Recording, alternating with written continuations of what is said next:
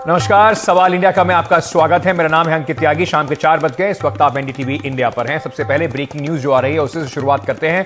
राष्ट्रपति ने दिल्ली के जो 2 मंत्री हैं उनका इस्तीफा मंजूर कर लिया है और 2 नए मंत्रियों को कैबिनेट में उनका जो फाइल भेजी गई थी वो भी मंजूर कर दी है। तो मनीष सिसोदिया और सत्येंद्र जैन आधिकारिक तौर पर अब दिल्ली में मंत्री नहीं रहे। वहीं सौरभ भारद्वाज को कैबिनेट मंत्री नियुक्त किया गया है। साथ ही साथ आतिशी भी मंत्री नियुक्त कर दी गई हैं। ये मुख्यमंत्री अरविंद केजरीवाल की सिफारिश पर राष्ट्रपति ने मंजूरी दे दी है। वहीं मनीष सिसोदिया और सत्येंद्र जैन का इस्तीफा भी मंजूर कर लिया गया है।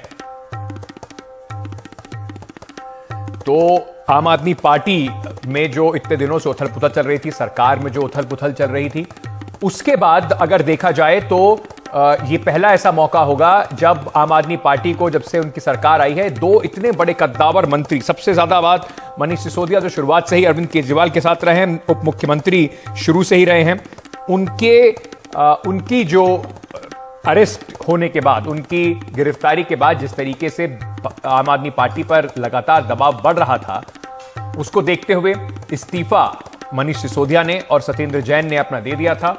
और इस इस्तीफे के बाद अब राष्ट्रपति ने इस पर आधिकारिक मोहर लगा दी है।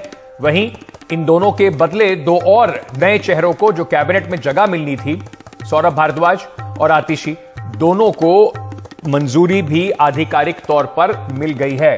शरद हमारे सहयोगी इस वक्त हमारे साथ जुड़ रहे हैं। शरद, तो आधिकारिक तौर पर सत्येंद्र जैन और मनीष सिसोदिया अब पूर्व मंत्री हो गए हैं और 2 नए मंत्री दिल्ली की जो 7 लोगों की कैबिनेट है उसको पूरा करेंगे। बिल्कुल, यही एक अड़चन थी नए मंत्रियों की नियुक्ति में कि पुराने जो मंत्री थे जिनके इस्तीफे हो गए थे लेकिन अभी तक स्वीकार नहीं हुए थे, वो अब स्वीकार हो गए हैं। हालांकि 1 हफ्ते का वक्त लगा। पिछले मंगलवार को ये इस्तीफे हुए थे और उसके बाद एलजी को गए थे, एलजी से राष्ट्रपति के पास गए थे। 1 हफ्ते में ये अप्रूवल हुआ है। लेकिन अच्छी बात इसमें ये रही है कि अप्रूवल होने के साथ साथ, यानी कि मंत्रियों के जो इस्तीफे हैं, इस्तीफे के साथ साथ नए मंत्रियों की नियुक्ति भी हो गई है। तो एक तरफ जहां मनीष सिसोदिया और सत्येंद्र जैन अब दिल्ली के पूर्व मंत्री हो गए हैं, वहीं दिल्ली की कैबिनेट में अब 2 नए चेहरे शामिल हो गए हैं, सौरभ भारद्वाज और आतिशी। हालांकि अभी इनके विभाग क्या होंगे ये एक बार जब शपथ हो जाएगी तो उसके बाद में इनको विभाग जो हैं मुख्यमंत्री देंगे तो अलग से एक नोटिफिकेशन आ जाएगा। लेकिन अभी एक टेक्निकल समस्या थी नए मंत्रियों की नियुक्ति में, वो एक टेक्निकल प्रोसेस जो है वो पूरा हो गया है। राष्ट्रपति ने नियुक्ति कर दी है। 2 नए चेहरे, 2 युवा चेहरे, सौरभ भारद्वाज और आतिशी दिल्ली के नए मंत्री अब बन गए हैं। अंकित, बहुत बहुत शुक्रिया शरद, हमारे साथ ये जानकारी साझा करने के लिए। दिल्ली में, जैसे मैं आपको बता रहा था, कि 7 मुख्यमंत्रियों को मिला के कैबिनेट मिनिस्टर्स की जगह होती है, जिसमें से मनीष सिसोदिया और सत्येंद्र जैन के जाने के बाद 5 लोग ही दिल्ली की कैबिनेट में रह गए थे। अब सौरभ भारद्वाज और आतिशी के आने से ये जो पूरा कोरम है वो 7 का पूरा हो जाएगा। चलिए आगे बढ़ते हैं और बात करते हैं। इन्फोर्समेंट डायरेक्टरेट आज तिहाड़ जेल की जेल नंबर 1 में मनीष सिसोदिया से पूछताछ कर रही है। तो सिसोदिया जो पिछले कुछ दिनों से सीबीआई की हिरासत में थे, कल उन्हें जुडिशियल कस्टडी में यानी कि न्यायिक हिरासत में तिहाड़ जेल भेज दिया गया था। उनके लिए जो मुश्किलें हैं अभी खत्म नहीं हुई हैं। अब इन्फोर्समेंट डायरेक्टरेट ने 3 दिन की अर्जी लगाकर 3 दिन की उनसे कोर्ट से इजाजत मांगी है कि मनीष सिसोदिया पर वो अपनी पूछताछ करना चाहते हैं, उनका बयान दर्ज करना चाहते हैं। ईडी के 3 अफसरों की टीम तिहाड़ जेल में पूछताछ कर रही है। वहीं शराब घोटाले में कोर्ट ने हैदराबाद के व्यवसायी अरुण रामचंद्रा पिल्लई को 13 मार्च तक इन्फोर्समेंट डायरेक्टरेट की हिरासत में भेज दिया है। तो एक और गिरफ्तारी जो हुई थी, तो कहीं ना कहीं तार जुड़ने की जो कोशिश जो कर रही है इन्फोर्समेंट डायरेक्टरेट, जो साउथ ग्रुप जिसके बारे में कहा जा रहा है, तो वहीं उसमें एक अहम कड़ी पिल्लई साहब हैं, जिनको अरेस्ट करके यानी कि उनको गिरफ्तार करके अब तिहाड़ भेज दिया, उनको इन्फोर्समेंट डायरेक्टरेट के कस्टडी में भेज दिया गया है। वहीं बिहार के पूर्व मुख्यमंत्री लालू प्रसाद यादव के घर पर भी आज पूछताछ हुई। सीबीआई की टीम उनसे दिल्ली में पूछताछ करने पहुंची। यह पूछताछ जमीन के बदले नौकरी के मामले में हुई। टीम अपने साथ दस्तावेज कुछ लेकर आई थी। इसमें पहले भी कल राबड़ी देवी जो पूर्व मुख्यमंत्री हैं और लालू प्रसाद यादव की पत्नी हैं, उनसे भी पटना में करीब 4 घंटे की पूछताछ हुई थी। तो कुल मिलाकर 2 आज बड़ा बिजी दिन रहा है, मतलब व्यस्त रही इन्फोर्समेंट डायरेक्टरेट और सीबीआई और इससे जुड़ी हुई राजनीति पर भी बात करेंगे। पर उससे पहले हमारे सहयोगी मुकेश सिंह सेंगर इस वक्त हमारे साथ जुड़ रहे हैं। मुकेश, दो तस्वीरें इस वक्त स्क्रीन पर हम दिखा रहे हैं। एक तरफ इन्फोर्समेंट डायरेक्टरेट मनीष सिसोदिया और पिल्लई साहब को लेकर एक्शन में, सीबीआई वहीं लालू प्रसाद यादव को लेकर एक्शन में। जरा विस्तार से हमें बता दीजिए कि दोनों केसेस में क्या क्या हुआ है।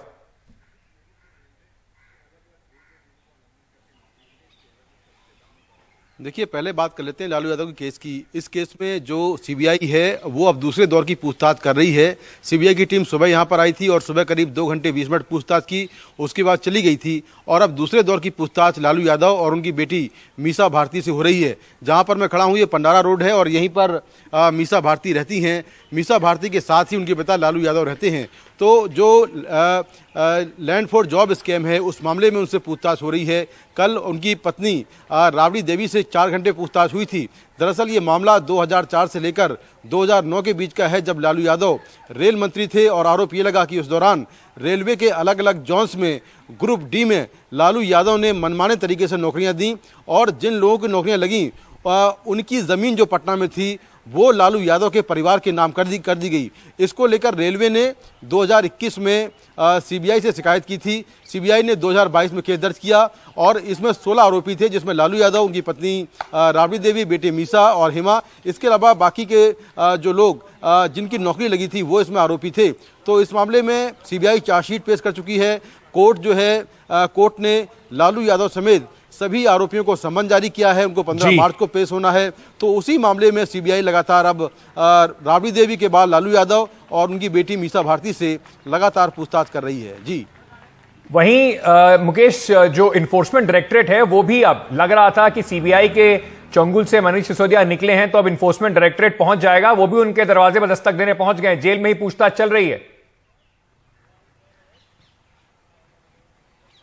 देखिए, बिल्कुल कोर्ट के आदेश पर ईडी को 3 दिन की परमिशन मिली है, यानी कि अगले 3 दिनों तक ईडी जो मनीष सिसोदिया है उनसे पूछताछ करेगी। आज ये पूछताछ शुरू हो गई है। आज करीब 12 बजे ईडी की टीम तिहाड़ जेल पहुंची और जेल नंबर 1 में मनीष सिसोदिया बंद हैं, उनसे लगातार पूछताछ की जा रही है। हो सकता है कि कल या परसों में मनीष सिसोदिया को ईडी अपने मनी लॉन्ड्रिंग के मामले में गिरफ्तार कर ले और उन्हें कोर्ट में पेश करे।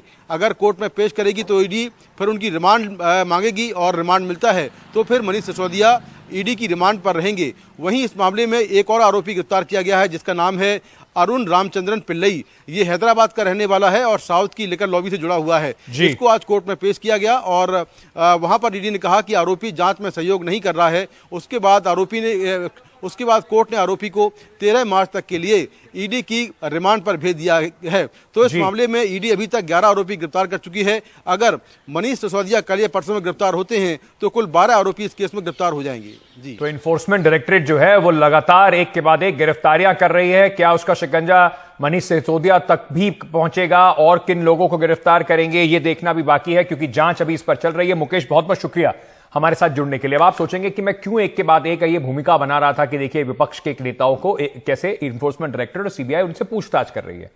एक और इस कड़ी में जोड़ देता हूं। केरल के मुख्यमंत्री ने प्रधानमंत्री नरेंद्र मोदी को एक चिट्ठी लिखी। ये चिट्ठी उन्होंने मनीष सिसोदिया के पक्ष में लिखी। कहा कि सिसोदिया के केस में जो जांच है उसमें कैश जैसा कुछ मिला ही नहीं है। गिरफ्तारी से जांच एजेंसियों के दुरुपयोग का तर्क जो है उसको बल मिल रहा है। गलत तरीके से एजेंसियां विपक्ष के नेताओं को निशाना बना रही हैं, ऐसा आज पिनरई विजयन साहब ने चिट्ठी लिखकर कहा। तो ये बड़े तौर पर देखा जा रहा था कि कैसे अरविंद केजरीवाल और आम आदमी पार्टी के समर्थन में लेफ्ट भी उतर आया है। लेकिन इस चिट्ठी के लिखने के बाद एक बड़ी बात यह हुई कि केरला में जो मुख्यमंत्री के बताया जा रहे हैं एक सहयोगी हैं, उनको भी एक दूसरे केस में जांच एजेंसियों ने तलब कर लिया है। अब बाकी राजनीतिक दल कह रहे हैं कि देखिए यह आपको बताता है कि कैसे हमारी आवाज खुलते ही एक के बाद एक हमारे ऊपर कैसे हमले करे जाते हैं। तो उसी से जुड़ा है आज का हमारा सवाल। जांच एजेंसियों की भूमिका पर विपक्ष के सभी दल सवाल उठा रहे हैं, एक के बाद एक। आम आदमी पार्टी हो, कांग्रेस हो, लेफ्ट हो, टीएमसी हो, आरजेडी हो, सपा हो, सब पॉलिटिकल पार्टीज, मोटा मोटा बीआरएस हो, सब ये आवाज उठा रहे हैं। लेकिन एक मंच पर इस मुद्दे पर भी विपक्ष इकट्ठा नहीं हो पा रहा है। तो इसको समझते हैं, और इसको थोड़ा समझने के लिए मैं आपको यह बताना चाहता हूं, कांग्रेस और आम आदमी पार्टी जो है उनकी दूरियां एकदम बढ़ती जा रही हैं, एक दूसरे पर हमलावर हैं। इस मुद्दे पर सरकार को घेरने की कोशिश करते हैं लेकिन साथ नहीं आते। प्रधानमंत्री को जब चिट्ठी लिखी गई तो सिर्फ 8 दलों के नेताओं ने उस चिट्ठी को साइन किया। कांग्रेस जो थी वो इससे दूर रही। अब केरल के मुख्यमंत्री ने सिसोदिया के पक्ष में चिट्ठी लिखी है, लेकिन विपक्ष एकजुट होता दिख नहीं रहा।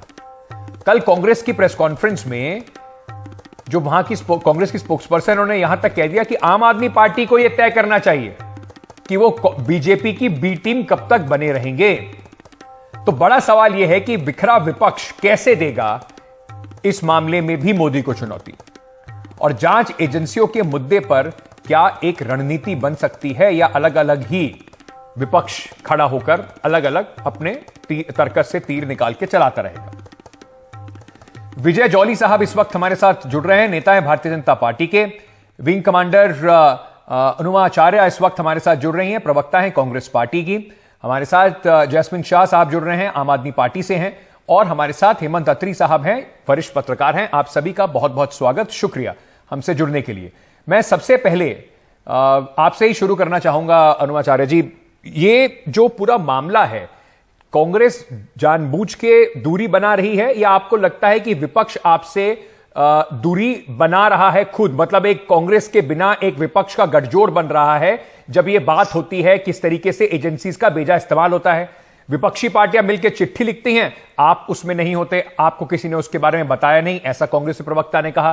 कल जब सवाल हुआ कि मनीष सिसोदिया की गिरफ्तारी पर आप क्यों खुल के सामने नहीं आ रहे, साथ नहीं दे रहे, तो सुप्रिया सिनेत जी ने कहा कि सोनिया गांधी, राहुल गांधी के समय में आम आदमी पार्टी नहीं आई थी, वो तो कांग्रेस की बी टीम है। तो क्या कांग्रेस अलग थलग पड़ गई है इस मुद्दे पे? अंकित जी, कांग्रेस बिल्कुल अलग थलग नहीं है। कांग्रेस अपने बिना किसी संशय के बहुत सीधी तरह कायम है।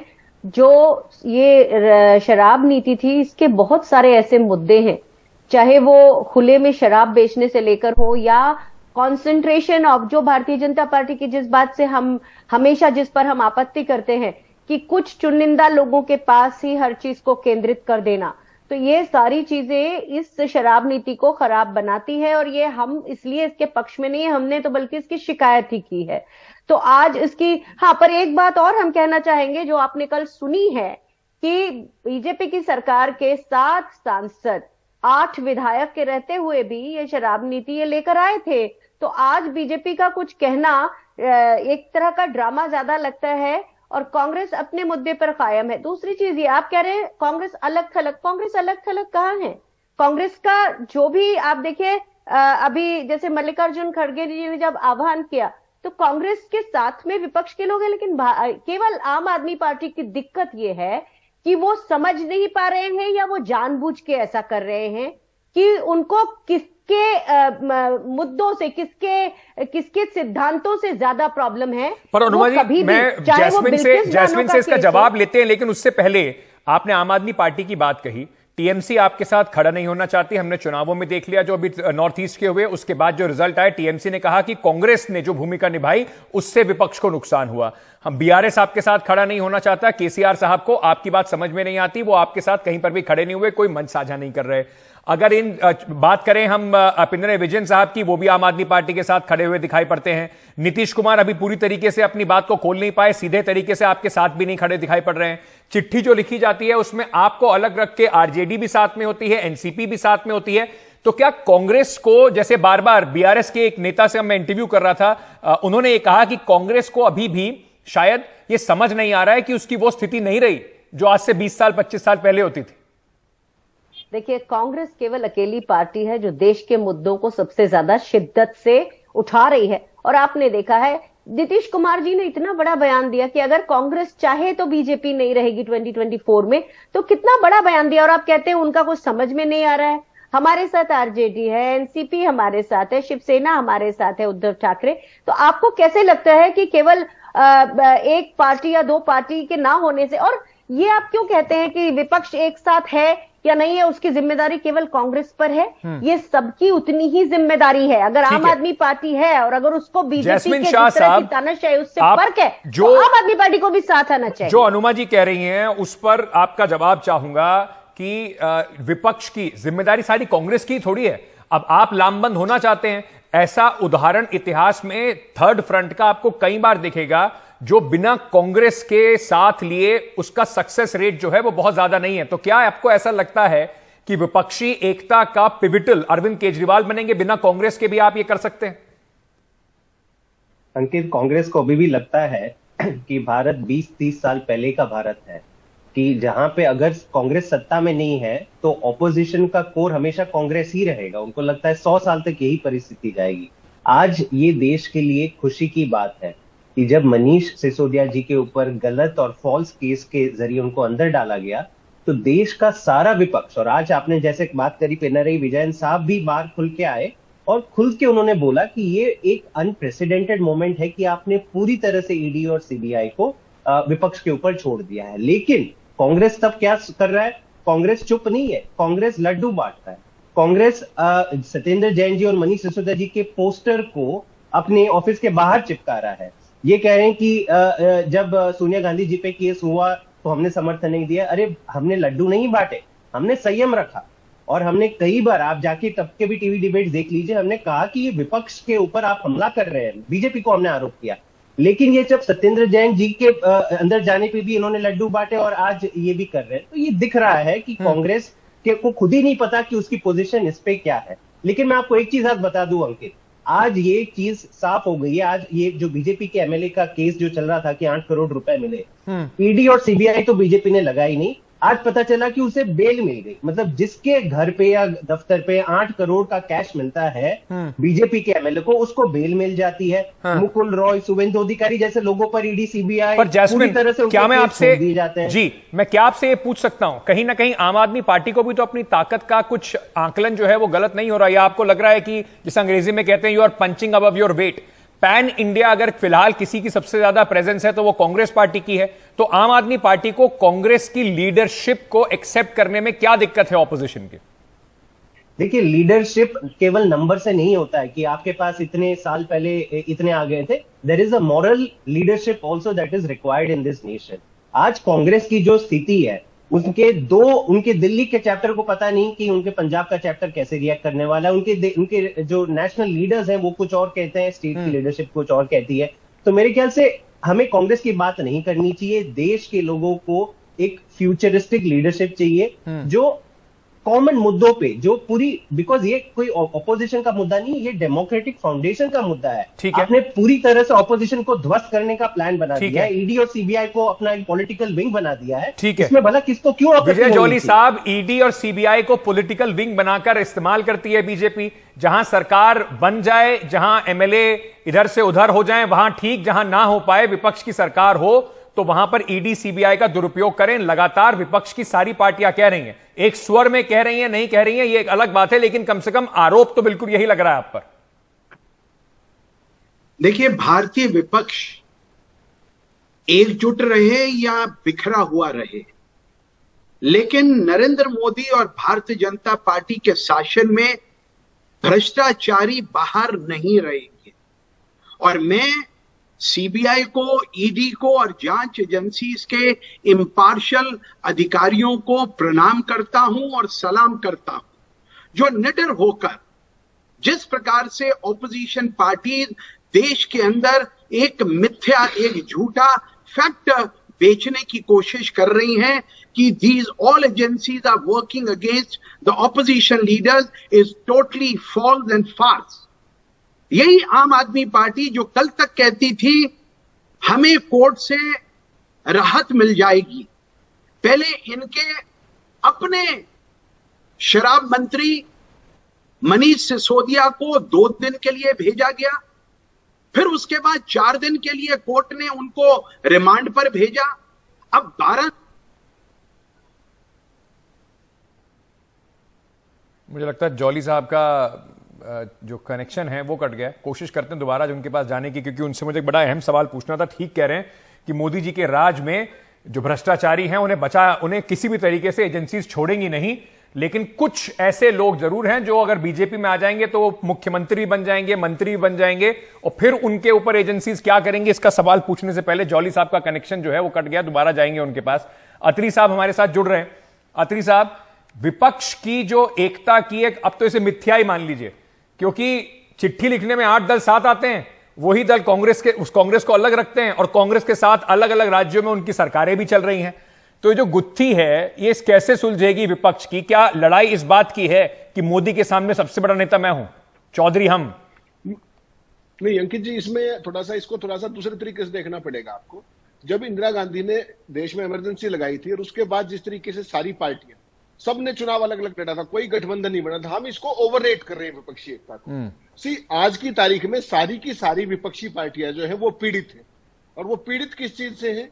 वो जो जांच एजेंसियां हैं जिस तरीके से वो काम कर रही हैं, सारी एजेंसियां उससे पीड़ित है। सवाल ये नहीं है कि माइनस बीजेपी कोई भी आए, लेकिन वो आज की तारीख में खुल के नहीं आना चाहती। पहली बात तो एक है, उसका कारण भी है। कांग्रेस पार्टी आम आदमी पार्टी से कैसे हाथ मिलाए? मेन वो मानते हैं कि हम दिल्ली में चैलेंजर, ऐसे ही बीआरएस के साथ वो कैसे हाथ मिलाए, ये एक समझ में आती है बात। लेकिन जो जांच एजेंसियों का मामला जो है अंकित जी, इसको अगर आप थोड़ा सा खोल के देखेंगे तो एक कमाल की चीज मैं अभी थोड़ी देर पहले पढ़ रहा था जब आपका मैसेज आया। ये जो 2004 से 14 तक का जो वक्फा था 10 साल का, उसमें केवल 112 रेड हुई ईडी की जी, और पिछले जो 9 साल थे इसके अंदर 3010 रेड हुई। मेरा एज ए जर्नलिस्ट 2-3 बातें मैं कहना चाहता हूं। एक तो कन्विक्शन रेट क्या है एजेंसीज का, चाहे वो सीबीआई हो, चाहे ईडी हो, चाहे कोई भी एजेंसी, सबसे इंपॉर्टेंट तो वो है ना। तो क्या वो टूल नहीं बन गई है? जिस तरीके से रेड हो रही 3010 तो रेड तो कर दिया आपने, कन्विक्शन कितने? इट इज लेस देन 1%, जो बहुत ही गंभीर बात है, इनकी क्रेडिबिलिटी का सवाल है। नंबर 2, जो एज ए जर्नलिस्ट हम बार बार बात करते हैं कि जांच एजेंसियों की जवाबदेही क्या है? जवाबदेही शून्य है। अगर आपकी कन्विक्शन रेट 1% से भी नीचे है तो आप किस तरह की जांच करते हैं? और सबसे महत्वपूर्ण सवाल अंकित जी जो इसमें है, 1 मिनट में कंप्लीट करता हूं जी। हेमंता बिस्वा शर्मा, शुभेंदु अधिकारी, येदुरप्पा, रेड्डी ब्रदर्स, नारायण राणे, मुकुल राय, ये सारे लोग क्या इन एजेंसियों के उस पर नहीं थे, रडार पे? बिल्कुल सही कह रहे हैं, बिल्कुल सही कह रहे हैं। ये सवाल हम पिछले कई दिनों से लगातार उठा रहे हैं, लेकिन इसमें बस 2 बातें मैं जोड़ना चाहूंगा जो आपने बताया। बिल्कुल ठीक कह रहे हैं आप, 3000 से ज्यादा केस हुए हैं, और ये भी जिसमें जोड़ देता हूं कि उसमें से 96% केस ऐसे हैं जो ऑपोजिशन लीडर्स के खिलाफ हुए हैं। 97%, 96% का उछाल जो है वो ऑपोजिशन लीडर्स के खिलाफ है इन सारे केसेस के अंदर। लेकिन दूसरी, जहां तक कन्विक्शन रेट की बात आती है सर, कन्विक्शन तो तब होगा ना जब वो ट्रायल तक पहुंचेगा। तो ट्रायल की अगर हम बात करें तो उसमें से 30 अभी मामले ऐसे हैं जो ट्रायल स्टेज में पहुंचे हैं, जिसमें से 24, अगर मैं गलत नहीं हूं तो 24 या 25 मामलों में ईडी को सफलता भी मिली है। तो कम से कम कन्विक्शन रेट का जो आंकड़ा है वो डिफरेंट है। मतलब मैं अभी total number of cases versus जो कन्विक्शन होगा वो तब होगा जब वो ट्रायल पे पहुंचेंगे। वो तो केसेस ट्रायल पे नहीं पहुंच रहे। और इसी पर अनुमा जी मैं आपको लेकर आना चाहता हूं। जब ये पूरा जो बार बार बात उठ रही है, चाहे मनीष सिसोदिया की बात हो या सत्येंद्र जैन की बात हो, 1 साल से लगातार वो, सत्येंद्र जैन को करीब 1 साल हो गया है जेल के अंदर, बार बार उनकी बेल रिजेक्ट हो जाती है। जब वो बेल के लिए पहुंचते हैं और जज उस पर फैसला देने वाला होता है तो ईडी कहती है हमें जज मंजूर नहीं, नया जज दे दीजिए। कुल मिलाकर जो प्रक्रिया है उसी को सजा बनाने की कोशिश की जा रही है। ट्रायल जब होगा तब होगा, प्रक्रिया में ही आपको सजा इतनी कर दी जाएगी कि आपके लिए बहुत मुश्किल हो जाएगी। ऐसे अगर उदाहरण सामने दिख रहे हैं तो क्या अभी आपको ऐसा नहीं लगता कि इस बात को कहीं ना कहीं तय करना होगा कि लड़ाई ज्यादा जरूरी जो रीजनल इलाके हैं या वहां पर स्वायत्ता की है, स्टेट्स के अंदर अपने अधिकार को जमाने की है, या एक नेशनल लेवल पर नैरेटिव लेकर नरेंद्र मोदी को हराने की है? देखिए, नरेंद्र मोदी को कोई हराने वाला नहीं है, वो बीजेपी की पार्टी को हराने वाले की बात हो रही है। आप ये नरेंद्र मोदी को ऐसा इतना बड़ा व्यक्तित्व मत बनाइए कि जैसे वही एक ऐसे व्यक्ति है जिनके ऊपर जो इनविंसिबल है। ऐसा कुछ नहीं है। नरेंद्र मोदी को हराने के लिए नहीं, ये एक तानाशाही की रेजिम को हराने की ये पूरी लड़ाई है। और बीजेपी के प्रवक्ता कह गए, वो जिसका आपने ऑफकोर्स विरोध किया था कि भ्रष्टाचारी, और मेरा तो ये कहना है कि ना केवल भ्रष्टाचारी, कातिल भी इनके समय में सरकार के जेल से बाहर है। क्योंकि देखिए आप, ये जो अभी एक उदाहरण कर्नाटक के नेता का तो बहुत ही ज्वलंत उदाहरण है, अजय मिश्रा ट्रेनी के सुपुत्र को देख लीजिए, कातिल है, वो भी बाहर है। ऐसे ही आम आदमी पार्टी और टीएमसी, जिनका आपने बार बार जिक्र किया, क्या रोल रहा है इनका? इनका रोल केवल कांग्रेस के वोट काटने का रहा है। इनके अपने अंदर तानाशाही है। आप देख लीजिए, जब से आम आदमी पार्टी का जन्म हुआ ना तो डिसीजन मेकर बदला, ना उनका कन्वीनर बदला। कहाँ चुनाव हुआ है उनके अंदर? टीएमसी में भी वही हाल है कमोबेश। तो जो ये पार्टियां इस तरह का दम्भ भरती हैं कि ये एक नई विचारधारा लेकर आ रही हैं, क्या नया है इसमें? जिस जन लोकपाल के लिए लड़ी थी वो तो कुछ है ही नहीं। इसका जवाब जरूर दीजिए। और साथ में मैं एक तुम्हें थोड़ा जोड़ देता हूं, क्योंकि कहीं ना कहीं ये बात तो आपको जैस्मिन लगेगी ही कि कल तक जब आपकी पार्टी बनी थी और आप शुरुआत से इसमें जो मूवमेंट है तब से आप भी साथ में जुड़े रहे हैं, मैंने भी इसको तभी से कवर किया है। एक लिस्ट फेरिस्त लेके चलते थे अरविंद केजरीवाल जी, और उसमें 14 लोगों के नाम होते थे, उसमें लालू प्रसाद यादव जी का भी नाम था। आज उन्हीं लालू प्रसाद यादव जी के साथ आप खड़े हुए हैं, उनके समर्थन में आप बयान देते हुए नजर आते हैं। तो क्या कहीं ना कहीं ये जो आप जिसको अटैक मानते हैं सरकार का आपके ऊपर, उसने इतना मजबूर कर दिया है कि आपको अपने मूल सिद्धांतों से कॉम्प्रोमाइज करना पड़ रहा है? कतई नहीं अंकित जी। देखिए, जब से हम सत्ता में आए हैं, दिल्ली में आए हैं सत्ता में, आप बखूबी जानते हैं यहाँ के गवर्नेंस सिस्टम को कि जो पूरी इन्वेस्टिगेटिव एजेंसीज की ताकतें हैं वो दिल्ली सरकार के पास नहीं होती, हमेशा होम मिनिस्ट्री के पास होती है। भले वो सीबीआई हो, दिल्ली पुलिस हो, ये सारी चीजें हो। अब इन सारे जो जितने भी हमारे पास आरोप थे या जो भी हमारे पास एविडेंस थे, अब हम कुछ नहीं कर सकते, केवल एसीबी या पुलिस को दे सकते हैं। और हमें तो पता ही है कि बीजेपी के लीडर पे जब आरोप लगते हैं तो ये लोग क्या करते हैं, पूरी तरह से बैठ जाते हैं। लेकिन ये कहना कि इसके चलते आप केवल विपक्ष पे ही फोकस करो, आप ही ने यह आंकड़ा दिया कि 95 to 96% केसेस केवल विपक्ष पे हो रहे हैं जी। तो ये मेरे ख्याल से एक डेमोक्रेसी के लिए खतरा है। इसमें तू मैं सुन रहा हूं, कांग्रेस अभी भी गाली दे रहा है, अभी भी वो उसे पच नहीं रहा है कि दिल्ली की जनता ने उसे एक एमपी की सीट नहीं दी, लेकिन अभी भी वो कह रहे हैं कि आम आदमी पार्टी शब्द का इस्तेमाल पार्टी। ठीक है अनुमा जी ने गाली नहीं दी, जैस्मिन उन्होंने आपको वोट कटवा कहा है। ये वोट कटवा भी मैडम आपने यही कहा वोट काट रहे हैं, अब वो आसान भाषा में वोट कटवा ही कहा जाता है। मैं यही कह रहा हूं कि अब ये तू में पढ़ने की जरूरत नहीं है, डेमोक्रेसी को खतरा है। कांग्रेस थोड़ा समझ जाए कि आज जो जरूरत है कि हम अपने मैम एक करके, उन्होंने आपको नहीं टोका, उसको उनको अपनी बात पूरी रखने दीजिए प्लीज। Thank you. आप मुझे जरूर टोकते हैं, लेकिन अंकित जी आपने मेरी बात को बीच से काटा। मैडम मैंने आपकी बात जैसे उनके बीच में सवाल पूछा, मैं सबसे बराबर सवाल पूछता हूं, कम से कम इस बात का आरोप मुझ पे ना लगाएं। इसमें आप सब लोग जो हैं बीजेपी के साथ मिलकर ये बात कंसेंसस है कि मैं सबसे बराबर सवाल पूछता हूं, बराबर समझ देता हूं। जैसे मैं अपनी बात खत्म बस फिनिश कर लूं, मैं अपनी बात खत्म कर लूं। मेरा केवल यही कहने का मतलब है कि आज तू मैं कौन किसका वोट काट रहा है, ये सब करने का, डिस्कस करने का टाइम नहीं है। आज पूरा संविधान और डेमोक्रेसी खतरे में है। मेरी कांग्रेस से गुजारिश है और सारी ऑपोजिशन पार्टी से गुजारिश है कि जैसे 9 लीडर्स, 9 चीफ मिनिस्टर्स साथ में मिलकर एकजुट आवाज में बोल रहे हैं, वैसे देश के हर एक नागरिक को करना होगा। और देश की जनता देख रही है, बीजेपी सोचती है कि वो बेवकूफ बना रही लोगों को कोई बेवकूफ नहीं बना सकता। जॉली साहब वापस आ गए, रोष है, जॉली साहब वापस आ गए, तो उनसे ही इस सवाल का जवाब ले लेते हैं जो जैस्मिन कह रहे हैं। आपको लगता है कि देश की जनता को समझ में नहीं आता, आप कुछ भी कहेंगे वो मान लेंगे। जॉली साहब, जाने से पहले आप कह रहे थे कि मोदी जी के राज में भ्रष्ट बचेंगे नहीं, तो फिर ऐसा कैसे हो सकता है जिन पे भ्रष्टाचार के आरोप हैं वो आप ही की पार्टी में मुख्यमंत्री बन जाते हैं, मंत्री बन जाते हैं? हेमंत बिस्वा शर्मा जी हो, चाहे शुभेंदु अधिकारी जी हो, उन पर तो अभी हाल तक केस चल रहा था। पिछला चुनाव में आपकी तरफ पलटी क्या मारी, केस का पता ही गायब हो गया। देखिए, मेरा ये मानना है कि देश के कोर्ट, देश की जांच एजेंसीज, सबके संबंध सबसे हैं।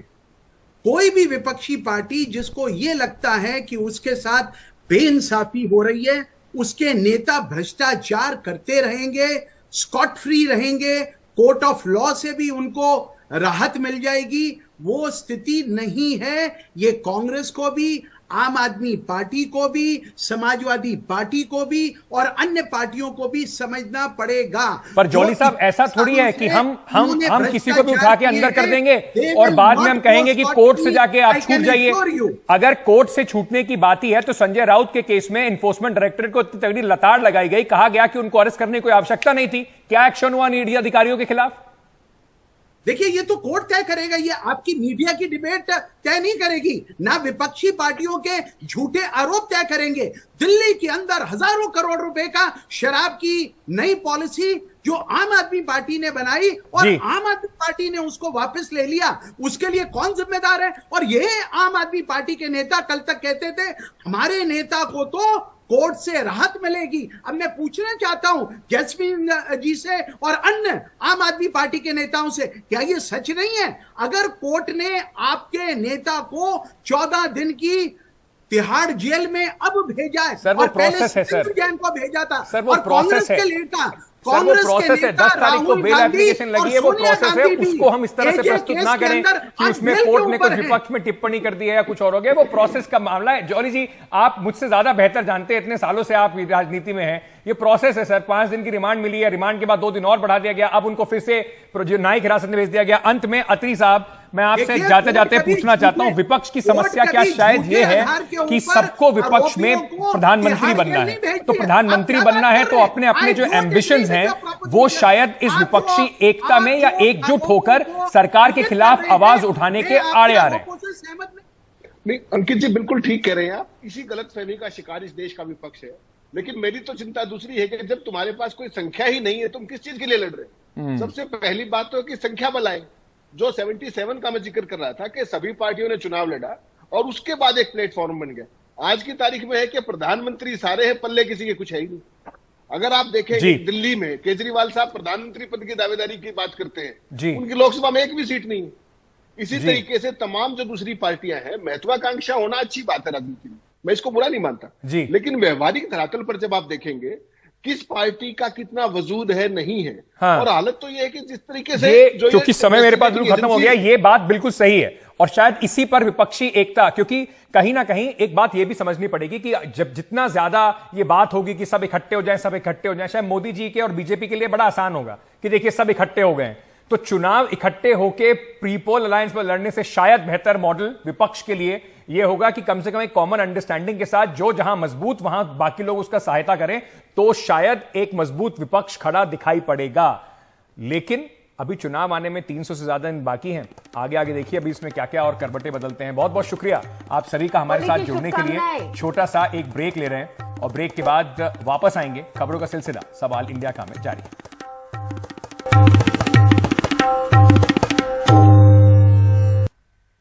लंदन में कांग्रेस नेता राहुल गांधी ने एक बार फिर भारत के वर्तमान हालात पर बात की और भारत की मुद्दों को राजनीतिक व्यवस्था, मौजूदा राजनीतिक व्यवस्था पर निशाना साधा।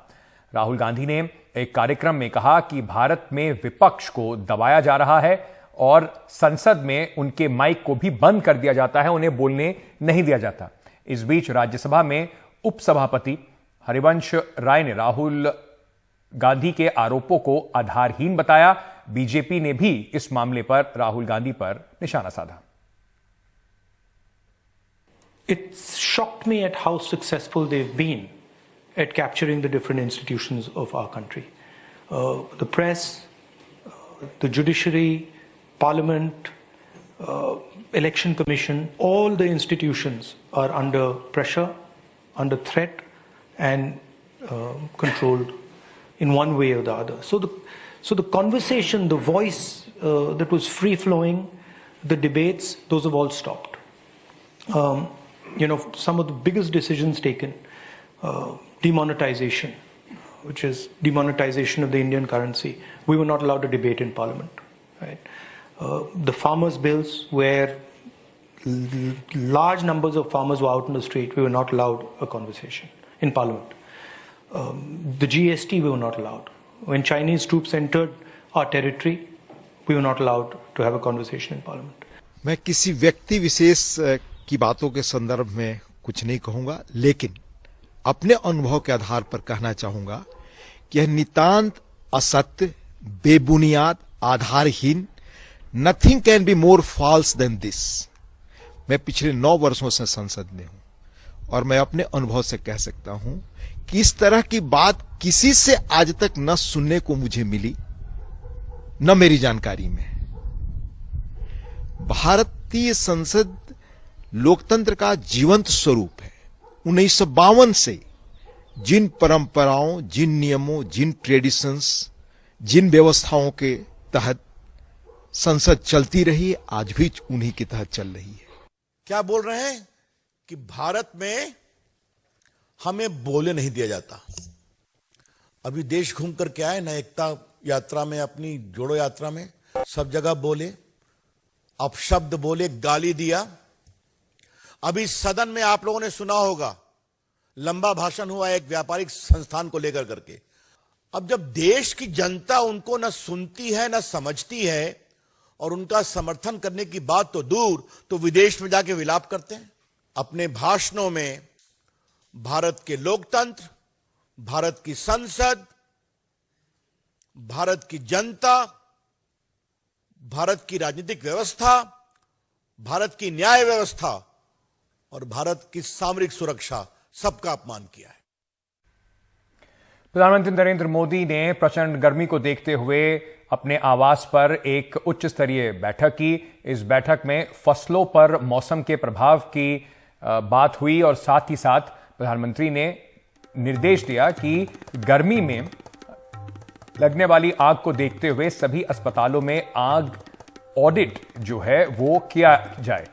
इसके साथ साथ मीटिंग में जंगलों में लगने वाली आग से निपटने के तरीकों पर भी बातचीत हुई। प्रधानमंत्री ने आईएमडी को खास निर्देश दिए कि मौसम पूर्वानुमान ठीक से तैयार किया जाए, जिससे कि सरकार को किसी भी स्थिति से निपटने में मदद मिले। वहीं बढ़ते तापमान की चिंताओं के बीच में थोड़ी सी राहत की बात आई है। 35 डिग्री से नीचे तापमान रहने से गेहूं की जो फसल है उसे नुकसान नहीं होगा। IARI के प्रमुख वैज्ञानिक राजवीर यादव ने परिमल कुमार हमारे सहयोगी को बताया कि गेहूं की फसल पर जो तापमान का ज्यादा प्रभाव है वो 15 मार्च के बाद से दिखाई पड़ेगा। IARI के प्रिंसिपल साइंटिस्ट राजवीर यादव हमारे साथ हैं। सर, आपसे समझना चाहते हैं कि अभी का जो तापमान है और गेहूं के खेत में हम मौजूद हैं, गेहूं पे किस तरह का प्रभाव है इस तापमान का? देखिए, जो गेहूं के अंदर जो सबसे क्रूशियल स्टेज है जिसके ऊपर टेम्परेचर का इफेक्ट आता है वो है आपका 15 मार्च के अराउंड। तो 15 मार्च के अराउंड देखते हैं टेम्परेचर किस रेंज में रहता है। अगर जो आपका ये 35 से टेम्परेचर नीचे रहता है और नाइट आर कंपेरेटिवली कूलर, तो क्रॉप को ज़्यादा नुकसान नहीं होगा। लेकिन एक चीज़ है जो परेशानी करने वाली बात है कि वो वेस्टर्नली विंड है, वो जनरली ड्राई विंड होती हैं, तो वो खेत को बार बार नमी को सोखती हैं। और एक इरिगेशन एक बड़ा अच्छा साधन है जिससे आप अपनी क्रॉप कैनोपी को कूल रख सकते हैं। तो जब भी आपका खेत ड्राई करे तो उसको कंप्लीट ड्राई होने के बजाय अगर साधन उपलब्ध हैं तो लाइट इरिगेशन दे दें, हवा का स्पीड देख के। नहीं तो अगर जो लाइट इरिगेशन के चक्कर में मान लो आप क्रॉप कैनोपी कूल रखते हैं और आपने फ्लडिंग के थ्रू इरिगेशन देते हैं और आपने अपनी क्रॉप को गिरा ली तेज हवा के साथ, तो वो उल्टा नुकसान कर देगी। हाँ, ये क्रूशियल स्टेज है 15 मार्च के आसपास। अभी टेम्परेचर कितना, ज़्यादातर वेबसाइट बता रही है कि भाई 35 के आसपास टेम्परेचर रहेगा। और इनकी जो लॉन्ग टर्म प्रोजेक्शन है उसको भी ये मॉड्यूलेट करते रहते हैं। जब लॉन्ग टर्म से शॉर्ट टर्म पे आते हैं तो वो अपनी टेम्परेचर रेंज को और रिफाइन करते रहते हैं। तो अगले एक हफ्ते के अंदर अगर जो temperature is not shooting above 35 और 36 डिग्री, और अगर मान लो इवन 36 भी हो जाता है और फार्मर ने 2 या 3 दिन पहले, देखिए जिस दिन टेम्परेचर शूट अप होना है उसी दिन इरिगेशन देने का कोई फायदा नहीं होगा।